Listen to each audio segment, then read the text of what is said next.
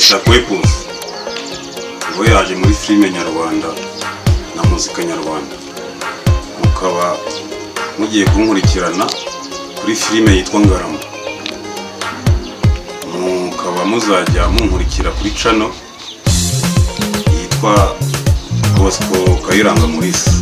Muzi yuko hano mu gihugu cyacu abantu benshi bita abahanzi ndetse namwe mukabita abahanzi, njyewe ndi umutekereza nyarwanda.